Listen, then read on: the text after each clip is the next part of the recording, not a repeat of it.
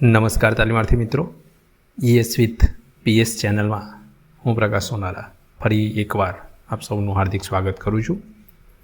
અત્યારે આપણે module 4 basic English skill શીખી રહ્યા છીએ, જેની અંદર આપણે લેસન 4.1, 4.2, 4.3 અને લાસ્ટ વિડીયોમાં 4.4 પ્રોનાઉન જોઈ લીધું. આજના વિડીયોની અંદર આપણે લેસન નંબર 4.5 એક્શન વર્ડ્સ વિશે વાત કરીશું, જેને આપણે બીજા શબ્દોમાં વર્બ એટલે કે ક્રિયા પણ કહીએ છીએ.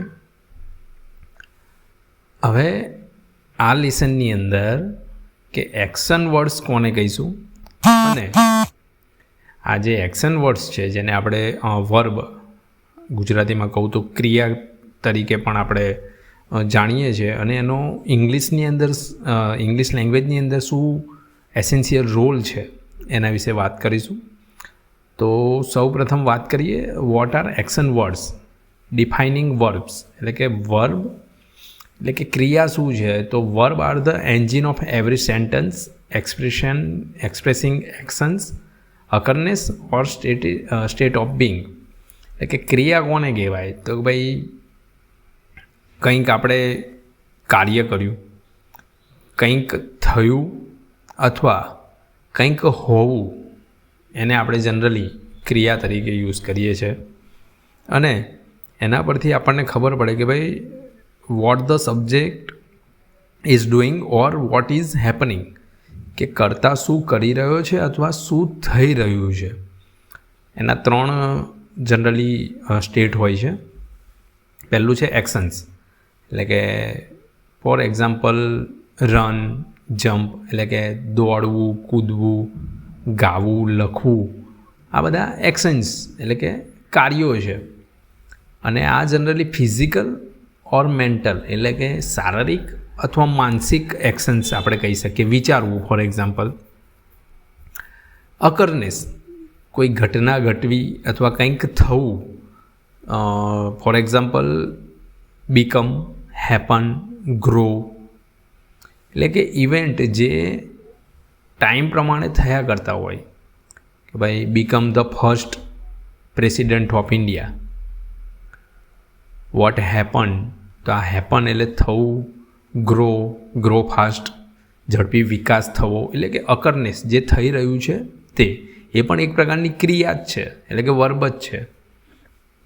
અને લાસ્ટમાં સ્ટેટ ઓફ બિંગ, એટલે કે બી, સીમ, ફીલ, કોઈ પ્રકારની પેલું શું કહેવાય એને, condition or qualities rather than direct action. એટલે કે કોઈ ક્રિયા ડાયરેક્ટ ક્રિયા કરવા પહેલાં અથવા થવા પહેલાં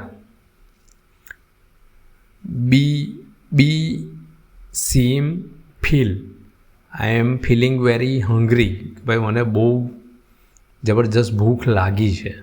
તો આ પણ ભૂખ લાગવાની એક ક્રિયા જ થઈ કહેવાય.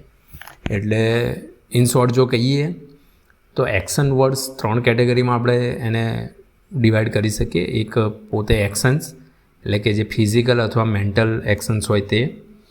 સેકન્ડ અકરનેસ, કંઈક થવું, ઘટના થવી અથવા કંઈક બનવું, ઘટવું. ત્રીજું છે સ્ટેટ ઓફ બિંગ, કંઈક હોવાપણું. આગળ વર્બ એન્ડ નાઉન.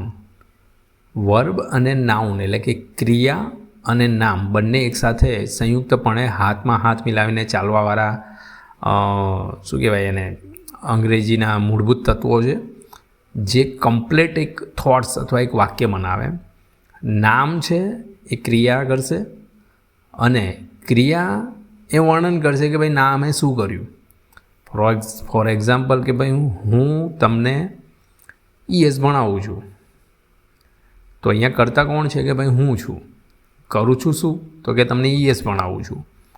તો અહીંયા નાઉન, હું જે ક્રિયા કરી રહ્યો છું, કઈ ક્રિયા? કે ભાઈ તમને ES ભણાવવાની. તો આ એક્શન થયું.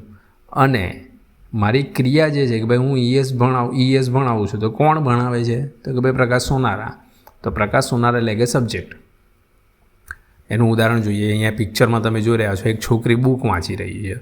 The girl is the naming word, the subject of the sentence, બરાબર.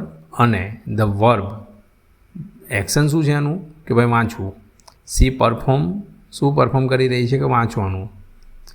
એટલે ગર્લ એ નાઉન છે અહીંયા, નામ, અને ધ વર્બ રીડિંગ. ટુગેધર જો આ વાક્ય આપણે આનું સંયુક્તપણે વાક્ય બનાવીએ, ધ ગર્લ રીડ્સ, છોકરી વાંચી રહી છે. એટલે એક મિનિંગફુલ સેન્ટન્સ આપણને મળે. આગળ વધીએ તો building sentence, putting action words to work. આપણે એ સમજવું જરૂરી છે કે વર્બ અને સબ્જેક્ટને કેવી રીતે આપણે સંયુક્ત રીતે પ્રોપર વેમાં રજૂ કરવાથી આપણે ઇફેક્ટિવ કોમ્યુનિકેશન કરી શકીએ. ફોર એક્ઝામ્પલ, સબ્જેક્ટ વર્ગનું એક એગ્રીમેન્ટ હોય, ensure your verb matches the subject in number. એટલે કે તમારી જે ક્રિયા છે એ કર્તા સાથે મેચ થવી જોઈએ, નંબર સાથે. એક સિંગલ હોય તો એક વચનનું વાક્ય બનાવવાનું, એક કરતાં વધારે હોય તો બહુવચનનું. For example, she sings, not she sing. She એટલે કે એક જ છે, તો જે આપણી ક્રિયા છે એની પાછળ જનરલી આપણે એસ લગાડીએ. Tense consistency, maintaining a consistent verb tense within a sentence or paragraph for better flow. એટલે કે ટેન્સ પણ જાણવા જરૂરી છે આપણે કયા વાક્યમાં કયા કાળમાં વાક્ય છે એ જાણવા માટે. Example, he ran and jumped. તો એ દોડ્યો અને કૂદ્યો, આ રીતના લખાય. પણ એને આપણે આ રીતના ના લખી શકીએ કે ભાઈ he ran and jumps. Descriptive verbs જે જનરલી શું કરતા હોય, આપણને ડિસ્ક્રિપ્શન આપતા હોય. Choose strong vivid verbs to make your writing more engaging instead of walked, try, strolled, march or wandered. એટલે કે એક ક્રિયાને લગતા કોઈ પ્રોપર બીજા વર્ડ્સ હોય એનો આપણે વધારે ઉપયોગ કરીએ તો આપણું સેન્ટેન્સ થોડું ઇફેક્ટિવ લાગે. હવે કોમન મિસ્ટેક અને હાઉ ટુ અવોઇડ ધેમ. આપણે જનરલી શું મિસ્ટેક કરતા હોય છે લખતી વખતે ક્રિયાને લઈને, એના અમુક અહીંયા ઉદાહરણ આપેલા છે. Using generic verbs like get or make when a more precise word is available. દાખલા તરીકે, હી ગોટ એંગ્રી. તો અહીંયા ગુસ્સે થવું એના માટે એક વર્ડ છે ફમ્ડ. તો હી ગોટ એંગ્રી એવું બોલવા કરતાં આપણે એવું બોલી શકીએ કે હી ફમ્ડ. એટલે આપણી પાસે વોકેબ્યુલરીમાં એવા શબ્દો હોવા જોઈએ કે પર્ટિક્યુલર કોઈ ક્રિયાને દર્શાવવા માટે ઉપયોગ થતા હોય. દાખલા તરીકે અહીંયા આપણે જોયું કે ગોટ એંગ્રી, ગુસ્સે થયો. તો ગુસ્સે થવું પણ એક પ્રકારની ક્રિયા છે, વર્બ છે. તો એને ડિસ્ક્રાઇબ કરવા માટે આપણે હી ગોટ એંગ્રી લખીએ તો સાચું જ છે, પણ આપણા કોમ્યુનિકેશનને ઇફેક્ટિવ બનાવવું હોય તો એના માટે આપણે ગોટ એંગ્રીની જગ્યાએ હી ફમ્ડ એ રીતના સેન્ટેન્સ બનાવી શકીએ. સેકન્ડ છે ઇનકરેક્ટ ટેન્સ યુઝીસ. આપણે કાળનો પ્રોપર ઉપયોગ ના કરતા હોય. Mixing past, present and future tenses unnecessarily. ઘણીવાર એવું થતું હોય કે આપણે કાર્ડ સાથે કોઈ લેવા દેવા જ નહીં હોતા, બધું મિક્સ જ કરી દઈએ. દાખલા તરીકે, she ran and then eats. તો she ran and then ate. ઇટ્સનું એટ થઈ ગયું કે ભાઈ તે દોડી હતી અને પછી એણે ખાધું હતું. સબ્જેક્ટ વર્બ ડિસએગ્રીમેન્ટ, એટલે કે સિંગ્યુલર સબ્જેક્ટ હોય તો એને પ્લુરલ વર્બ સાથે, અથવા પ્લુરલ સબ્જેક્ટ હોય ને એને સિંગ્યુલર વર્બ સાથે, ક્રિયા સાથે આપણે મેચ કરતા હોય. દાખલા તરીકે, ધ ડોગ્સ બાર્ક્સ. તો અહીંયા ડોગ્સ લખ્યું છે એટલે બહુવચન છે, તો બાર્ક્સમાં પછી એસ ના આવે. The dogs bark. એટલે આ 3 કોમનલી મિસ્ટેક આપણે કરતા હોઈએ છીએ. હવે પ્રેક્ટિસ જ એક એવું વસ્તુ છે જે આપણને આમાંથી ઉઘારી શકે ને આપણને સારા ઇફેક્ટિવ કોમ્યુનિકેશન અને એમાં પણ પર્ટિક્યુલરલી વર્બનો સારી રીતે ઉપયોગ કરતા શીખવાડી શકે. તો તમારી skill identify the verb in the following sentence. જોઈએ કે ભાઈ આ વાક્યની અંદર વર્બ કયા કયા છે. ધ સ્વિફ્ટ ફોક્સ જમ્પ્સ, તો જમ્પ્સ કૂદવું વર્બ છે. Over the lazy dog, bird sing sweetly in the morning and children laugh as they play in the park.